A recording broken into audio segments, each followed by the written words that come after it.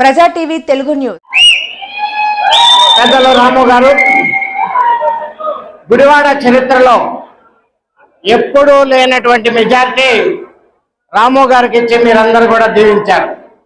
ఇది ఒక అద్భుతమైనటువంటి మెజారిటీ, గుడివాడ చరిత్రలో ఎప్పుడు కూడా రానటువంటి మెజారిటీ. మరి ఆయన విజయానికి వెనుకొండి ఎంతో కృషి చేసినటువంటి మాజీ శాసనసభ్యులు మరి వెంకటేశ్వరరావు గారు, అలాగే మున్సిపల్ చైర్పర్సన్ గా పనిచేసినటువంటి శ్రీనివాస్ గారు, శ్రీకాంత్ గారు, అలాగే సురేంద్ర గారు, మరి మచిలీపట్నం నుంచి జనసేనకి ఇన్ఛార్జిగా వచ్చినటువంటి పెద్దలు, ఇక్కడికి విచ్చేసినటువంటి మీ అందరికి కూడా నా హృదయపూర్వక నమస్కారాన్ని తెలియజేస్తా ఉన్నాను. మరి ఎలక్షన్స్ లో స్వతంత్రం వచ్చిన తర్వాత ఆంధ్రప్రదేశ్ లో అనేకమైనటువంటి ఎలక్షన్స్ మనం చూసాం. ఇప్పటి వరకు జరిగినటువంటి ఎలక్షన్స్ వేరు. ఇప్పుడు జనసేన పార్టీ, తెలుగుదేశం పార్టీ కలిసి బీజేపీ యొక్క సహకారంతో చేసినటువంటి ఎలక్షన్స్ వేరు. నేను ఇప్పుడే చెప్పా, గుడివాడలో అనేక మంది గెలిచారు, ఓడిపోయారు. కానీ 53,000 మెజార్టీ అంటే అది సామాన్యమైనటువంటి మెజార్టీ కాదు అనేటువంటి విషయాన్ని మరి ఈ సందర్భంగా మీకు మనవి చేస్తా ఉన్నాను. దీన్ని బట్టి మనకి ఏమనిపిస్తా ఉందంటే, మొన్నటి వరకు పరిపాలించినటువంటి వైసీపీ ప్రభుత్వం మీద ప్రజలు విరక్తి చెంది ఈ రాష్ట్రం అభివృద్ధి చెందాలి అంటే వైసీపీని గద్దె దించాలి అనేటువంటి ఒకే ఒక నినాదంతో అందరూ కలిసి ఒక వేదిక మీదకి వచ్చారు.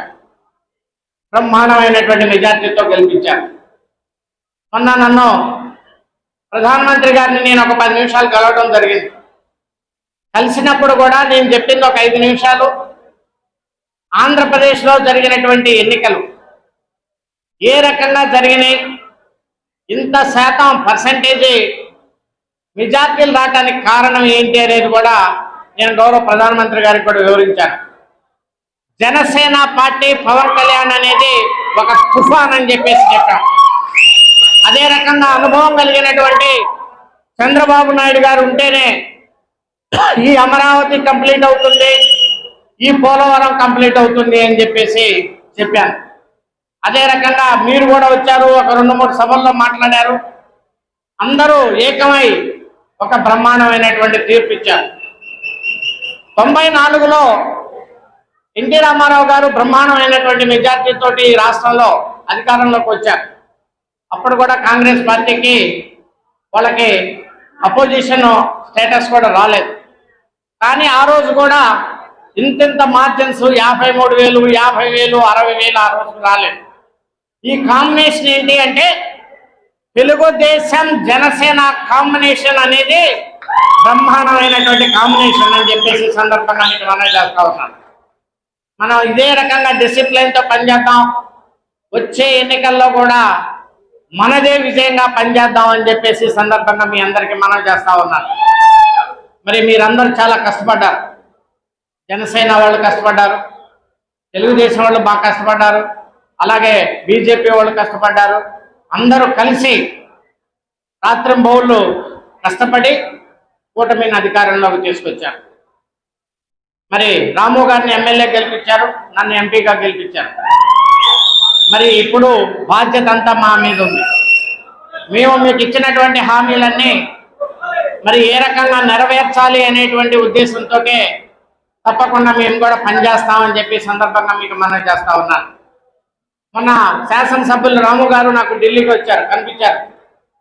ఆ రోజు నితిన్ గడ్కరీ గారిని కలుద్దామని చెప్పి ఇద్దరం కలిసి ట్రై చేశాం. ఆయన ఢిల్లీలో లేకపోవటం వల్ల కలవలేకపోయాం. ఆయన ఒకటే అడుగుతా ఉన్నారు, 2 హైవేస్కి మధ్యన టౌన్లో ఒక 3 కిలోమీటర్లు ఉంది ఎంపీ గారు, దాన్ని ఎట్లయినా సరే యుద్ధ ప్రాతిపదిక మీద దాన్ని ఆ రోడ్డుని మనం కంప్లీట్ చేయాలి, చాలా ఘోరంగా ఉంది ఆ రోడ్డు అని చెప్పారు. మరి మొన్నైతే నాకు గడ్కరీ గారు ఢిల్లీలో లేను కాబట్టి దొరకలేదు, కానీ తర్వాత వీలైతే ఆయన కూడా తీసుకొని పోయి ఢిల్లీ ఆ రోడ్డు విషయంలో వీలైనంత త్వరగా నేను శాసనసభ్యుల వారు కలిసి కంప్లీట్ చేద్దామని చెప్పి ఈ సందర్భంగా మీకు మనం చేస్తా ఉన్నాను. మరి మీ అందరికీ తెలుసు, అభివృద్ధి అంటే విషయాన్ని అవగాహన చేసుకోవాలి. ఎవరి దగ్గరికి వెళ్తే పని అవుతుంది, కేంద్రం నుంచి ఫండ్స్ ఏ రకంగా తీసుకురావాలి అనేటువంటి ఉద్దేశం, అనుభవం నేను తప్పకుండా పనిచేస్తాను. గతంలో మీకు ఇచ్చినటువంటి హామీ ఏదైతే ఉందో, గుడివాడ పట్టణానికి 2 రైల్వే గేట్లు ఉంటాయి. ముందు ప్రతిసారి గంట సేపు రైళ్ళు ఆగిపోతూ ఉన్నాయి. ఉదయం నుంచి సాయంత్రం దాకా దాదాపు 70 నుంచి 80 సార్లు రైళ్ళు ఆగిపోతూ ఉన్నాయని చెప్పినప్పుడు విషయాన్ని అర్థం చేసుకొని నితిన్ గడ్కరీ గారి దగ్గర కూర్చొని ఇంక్లూడింగ్ ల్యాండ్ అక్విజిషన్తో సహా 350 కోట్ల రూపాయలు మన గుడివాడ పట్టణానికి కేంద్ర ప్రభుత్వం నుంచి తెచ్చి బ్రహ్మాండంగా పనులు జరుగుతున్నటువంటి విషయం మీరు చూస్తూ ఉన్నారు. అదే రకంగా ఇక్కడ ఉన్నటువంటి సమస్యలు ఇంకా ఏదైతే ఉన్నాయో, కొన్ని రైల్వే బ్రిడ్జెస్ కూడా కావాలన్నారు. తప్పకుండా రైల్వే ఏదైతే ఆర్ఓబీలు ఉన్నాయో అవన్నీ కూడా తప్పకుండా పూర్తి చేద్దాం. అనుభవం కలిగినటువంటి వాళ్ళు మరి వెంకటేశ్వరరావు ఉన్నారు, రాము గారు ఉన్నారు, శ్రీనివాస్ గారు ఉన్నారు, మా జనసేన అలాగే శ్రీకాంత్ ఉన్నారు, మరి లెక్చరర్ శ్రీకాంత్ సురేంద్ర గారు ఉన్నారు. అనుభవం ఉన్నటువంటి మీరందరూ కూడా చాలా మంది యొక్క సలహాలు తీసుకుందాం. తప్పకుండా గుడివాడ యొక్క అభివృద్ధి కోసం అందరం సమిష్టిగా కృషి చేద్దామని ఈ సందర్భంగా మీకు మనం చేస్తూ ఉన్నాను. అనేక చోట్ల ఎలక్షన్స్ ప్రచారంలో భాగంగా కమ్యూనిటీ హాల్స్ ఇస్తామని కూడా చెప్పాం. ఒకేసారి ఒకే సంవత్సరం అన్ని తేలేం, కానీ సంవత్సరానికి 1-2 చొప్పున తప్పకుండా ఒక కమ్యూనిటీ హాల్స్ కూడా ఇక్కడ నిర్మిద్దామనేటువంటి విషయాన్ని కూడా ఈ సందర్భంగా మీకు మనం చేస్తూ ఉన్నాం. మరి మేజర్గా మనం అక్కడ టిడ్కో హౌసెస్ కట్టాం. అది చంద్రబాబు నాయుడు గారు గత ప్రభుత్వం ఎన్డీఏ ప్రభుత్వం ఉన్నప్పుడే ముందుగా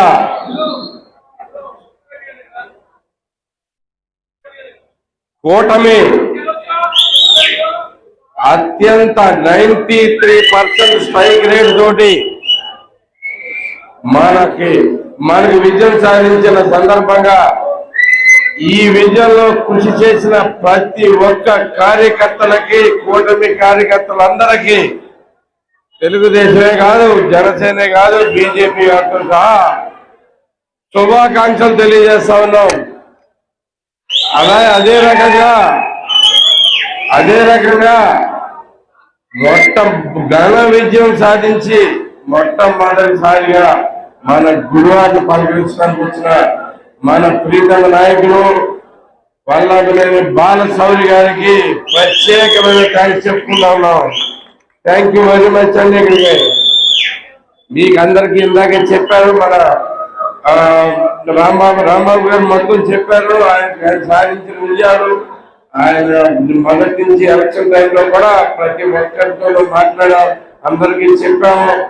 ఏ మాత్రం అన్నా కానీ గత 20 ఏళ్లలో అభివృద్ధి సాధించింది అంటే మనకి ఇక్కడ ఈ గత 5 ఏళ్లలో బాలశౌరి గారు తీసుకొచ్చిన కొన్ని విషయాల్లో మాత్రమే మనకి ఇక్కడ అభివృద్ధి కనపడతా ఉంది. ఈ రైలు బ్రిడ్జ్ రావడానికి ఇంకో రకంగా ఎవరైనా సాధ్యపడేది కాదు.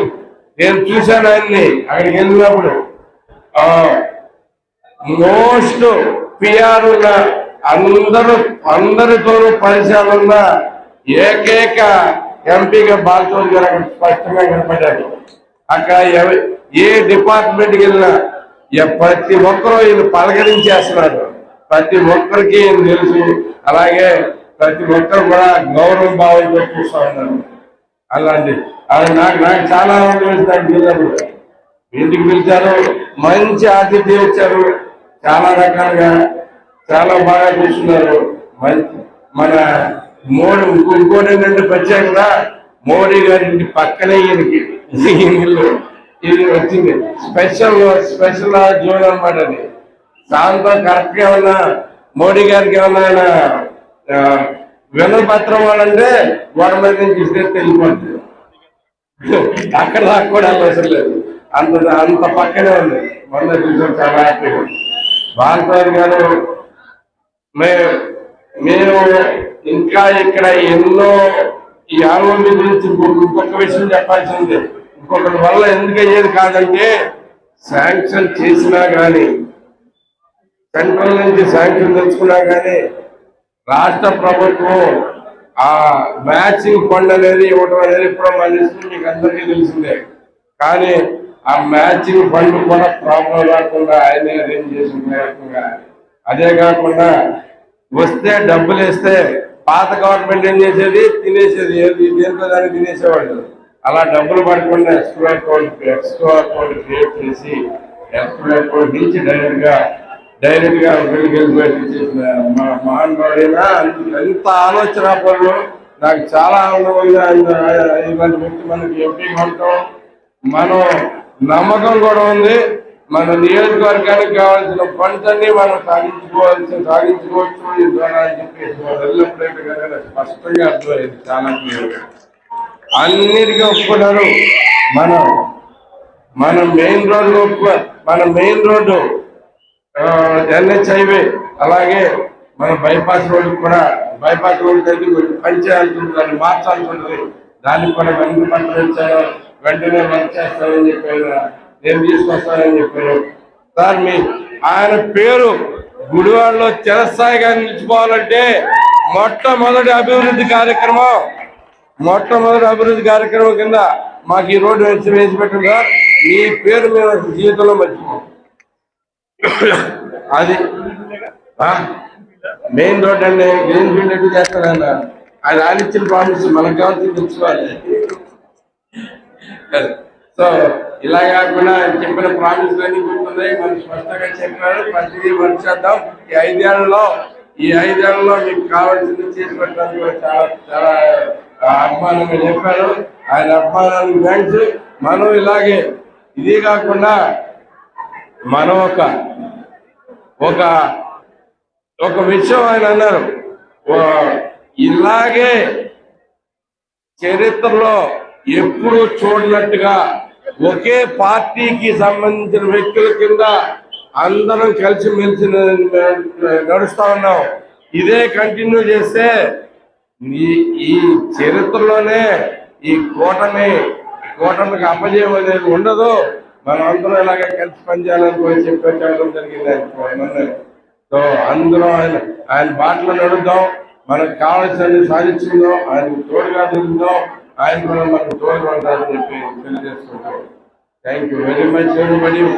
చేసినందరికీ ఇక్కడ కార్యక్రమాన్ని తొందరగా పూర్తి చేసుకుని మనకు ఆయన ఎవరు ఇచ్చుకోవాల్సిన మందపాటు చాలా ఉన్నాయి, అక్కడ కూడా కలవాల్సింది కాబట్టి వెంటనే ముగిస్తా ఉన్నాం. ఎంతో మంది ఉంటారు కానీ దానిలో కార్యసాధకులు కొందరే ఉంటారు. అటువంటి కార్యసాధకుల్లో మరి మొట్టమొదటి వ్యక్తిగా బాలశౌరి గారిని చెప్పుకోవచ్చు. మన గుడివాడలో జరుగుతున్నటువంటి అభివృద్ధి కార్యక్రమాల్లో ఆయన పాత్ర చాలా కీలకం. ఏమాత్రమైనా గుడివాడ అభివృద్ధి సాధించిందంటే అది బాలశౌరి గారు తీసుకొచ్చినటువంటి ఫ్లైఓవర్ కానీ, గవర్నమెంట్ హాస్పిటల్ కానీ, ఏదైనా సరే ఆయన ద్వారా వచ్చిన పథకాలు ఈ రోజున గుడివాడ పట్టణానికి మనకి చేస్తున్నాయి. రాబోయే కాలంలో కూడా పార్లమెంట్ లో ఆయన మచిలీపట్నం పార్లమెంట్ తరఫున ఆయన వాణిని వినిపించి మన గుడివాడ నియోజకవర్గానికి కావాల్సినటువంటి ప్రతి ఒక్క కార్యక్రమాన్ని ఆయన చేస్తారనడంలో ఎటువంటి సందేహం లేదు. అటువంటి వ్యక్తి మన పార్లమెంటు సభ్యుడు అవడం మన గుడివాడ నియోజకవర్గ ప్రజల అదృష్టంగా భావిస్తూ అందరి తరఫున ఆయనకి మరొకసారి శుభాకాంక్షలు తెలియజేస్తూ ఇప్పుడు మన మాజీ శాసనసభ్యులు గౌరవనీయులు రావి వెంకటేశ్వర గారిని మాట్లాడవలసిందిగా కోరుతున్నాను.